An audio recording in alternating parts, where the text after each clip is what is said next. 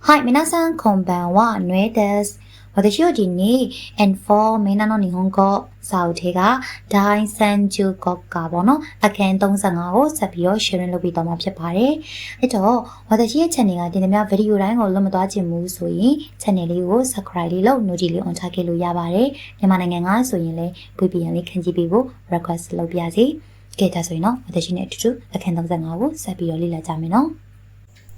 ခေဝတကျိုဒီနေ့အခန်း35ပေါ့နော်အခန်း35ကတော့နောက်ထပ် K တခုကိုထပ်တင်ရမယ်အဲ့ဒါကဘာလဲဆိုလို့ရှင်နော် Jokan K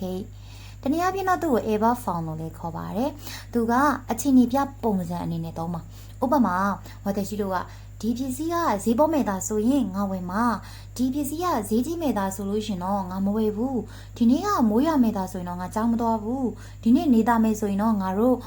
ဘောလုံးကစားကြမယ်စသဖြင့်ပေါ့နော်အဲ့လိုမျိုးအခြေအနေပေါ်မှာမူတည်ပြီးတော့နောက်မှာဆက်ပြီးတော့လှုပ်သွားမယ်ဆိုတဲ့အခြေအနေပြတဲ့ပုံစံတွေကိုပြောချင်တဲ့အခါမှာ Bafti ကိုဝတရှိတို့က Jokan K တနည်းအားဖြင့်ပြောရင် Eva Found ပြောင်းလိုက်မှာသူ့ကိုဝတရှိတို့ဘာသာပြန်တဲ့အခါမှာလင်းဒါမှမဟုတ်လို့ရှိရင်မဲဆိုရင်ဆိုပြီးဘာသာပြန်မှာပေါ့အဲ့တော့ထုံးစံတိုင်းပဲ K တွေပြောင်းတဲ့အခါမှာ group အုပ်စု1 2 3ပြောင်းမယ် group 1ဆိုရင် E line ကနေ A line ပြောင်း bucket မယ်ဘာလို့ Eva Found လို့ခေါ်ရတာလဲဆိုရင် E line ကနေ A line ပြောင်း bucket လို့ Eva Found လို့ခေါ်တာအဲ့တော့ဝတရှိတို့ကလေဂျောကန်ကေဒီ Eva Found လို့လဲခေါ်တယ်ဘာလို့လဲဆိုရင် group 1ဒီ E line ကနေ A line ပြောင်း A line ပြောင်း bucket လို့ပေါ့နော်ဒါဆိုရင် group 1ပြောင်းတဲ့ဟာကိုမမေ့တော့အဲ့တော့ E line ကနေ A line ပြောင်း bucket ဆိုတော့ဒီမှာဝတရှိကနှစ်ခုရေးပြပေးထားတယ် ikima ဆိုရင်သွားတာကွာ ikeba သွားမယ်ဆိုရင် aimas တွေ့တာ aeba တွေ့မယ်ဆိုရင်အဲ့တော့သွားမယ်သာဆိုရင်နေတော့အဲ့ဒီကိုသွားမယ်ဆိုရင်ဘာတွေဘယ်လိုတွေ့ရမလဲစသဖြင့်ငါတို့သာတွေ့မယ်ဆိုလို့ရှိရင်တော့ဘယ်လိုလုပ်ကြမလဲစသဖြင့်ပေါ့နော်အခြေအနေပြပုံစံအနေနဲ့သုံးတာနောက်တစ်ခု group 2ဆိုရင်တော့ river gap မှာ group 2ဆိုရင်တော့ river gap မှာဥပမာဟာရဲမဆိုရင်နေတာတာကွာဟာရဲကို mask ဖြုတ် river gap ဆိုတော့ဟာရဲနေတာမယ်ဆိုရင်မိမဆိုရင်ကြည်တာ mask ဖြုတ်တော့မိတယ်ဗကြည်မယ်ဆိုရင်ဆိုပြီးဖြစ်သွားမယ်နောက်တစ်ခု group 3ထုံးစံတိုင်းပဲအလုပ်ကျက်မယ်ခီမဆိုလို့ရှိရင်တော့ခုရဲဗရှီမဆိုလို့ရှိရင်တော့စုတယ်ဗဆိုပြီးဖြစ်သွားတာအဲ့တော့ဝတရှိတို့ကဒီ N4 မှာ K တွေတင်ရမယ်ပေါ့နော် K တွေတင်နေရတဲ့အခါမှာအားလုံးဒီ Bafti ကိုပဲဝတရှိတို့ Found နေပြောင်းသွားတာဒါပေမဲ့ဒီ Eva Found Jokan K မှာတော့ထူးဆန်းဝတရှိတို့က Bafti တင်မဟုတ်ဘူး adjective တွေပါပြောင်းလို့ရတယ်အဲ့တော့ဝတရှိတို့ကတခုထပ်မှတ်ပါမယ် K တွေအားလုံးဒီ Bafti ကိုပြောင်းနေဆိုပေမဲ့ Jokan K လို့ခေါ်တဲ့ Eva Found ဒီ Bafti ရော adjective တွေရောnoun တွေရောအကုန်လုံးကိုပါပြောင်းလို့ရတယ်လို့ထပ်မှတ်ပါအဲ့တော့ adjective adjective လေးကို Eva Found ပြောင်းနေတဲ့အခါမှာဝတရှိတို့က e ဖြုတ်ခဲတယ်ပါလေးကတ်မှာ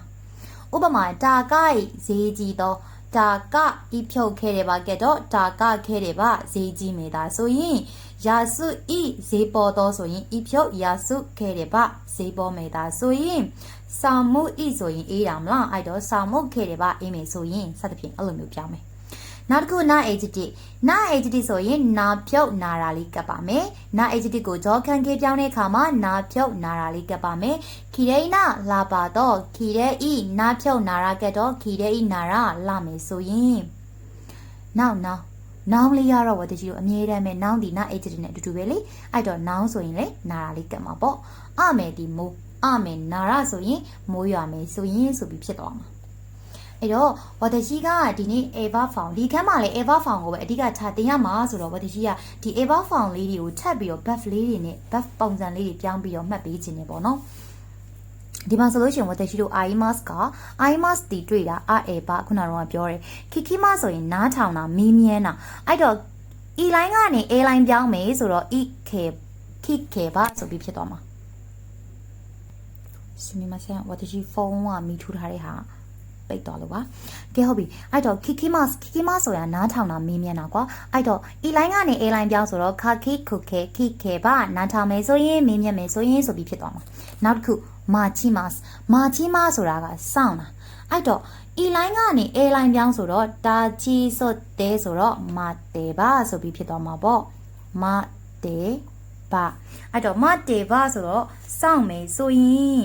နောက်တစ်ခု nomimasတောက်တာ e line ကနေ a line ပြောင်းဆိုတော့မာမီမှုမဲနော်မဲပါ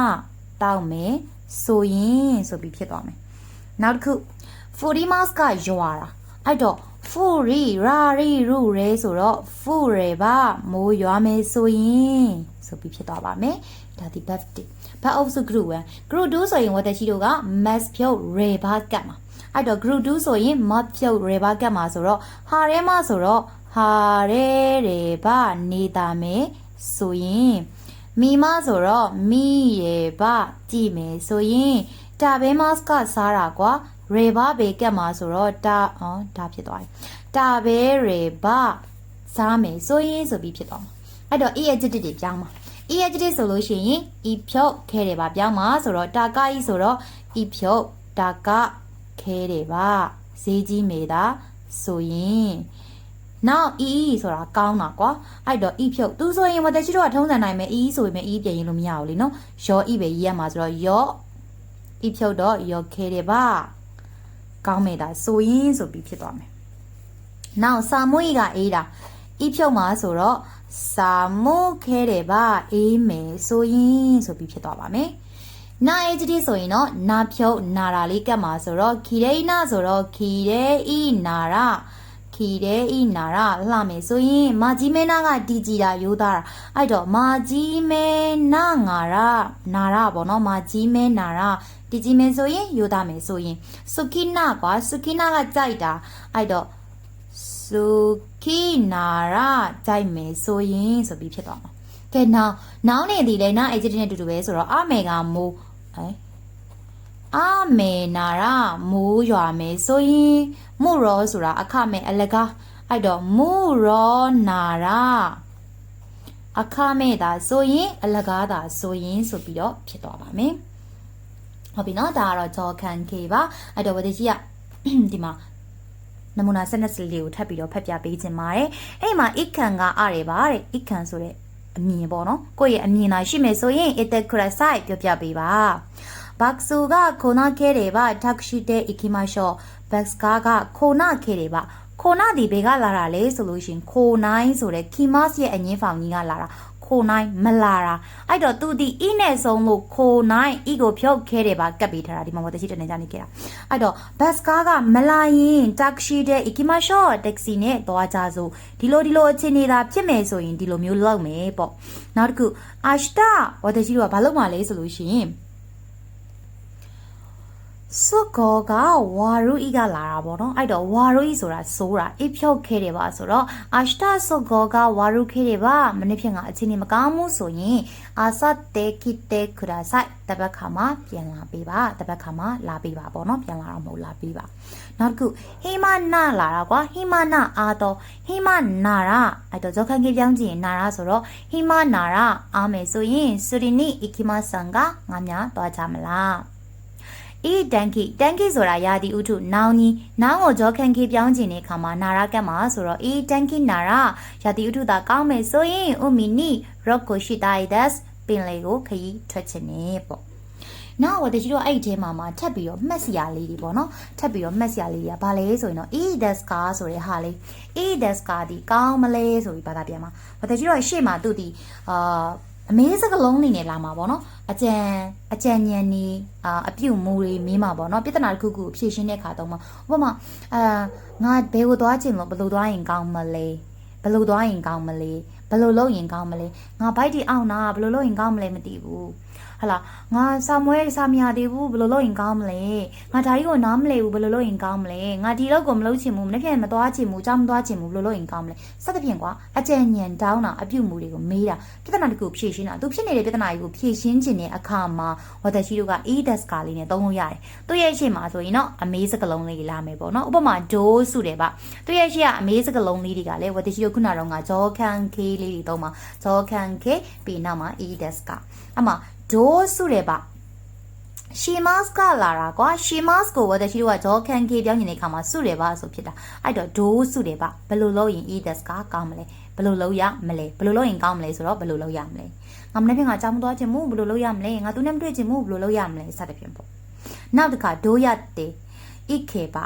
အဲ့တော့ဣခေပါဆိုတာဣခိမတ်ကလာတာဣခေပါဆိုတော့သွားတာဒိုးရတဲ့ဣခေပါဆိုတော့ဘယ်လိုသွားရင်deska ကောင်းမလဲဆိုတော့ဘယ်လိုသွားရမလဲပေါ့သူ သူများစီကနေသွားတဲ့နီလန်းနေလမ်းကြောင်းနေကိုယ့်ရဲ့ပြဿနာအတွက်ဖြေရှင်းဖို့အတွက်အကြံနေအပြုတ်မှုတွေကိုတောင်းချင်တဲ့အခါမှာဝတရှိတို့ကရှေ့မှာဂျောကန်ကေအီဒက်စကာဆိုပြီးတော့သုံးလို့ရပါတယ်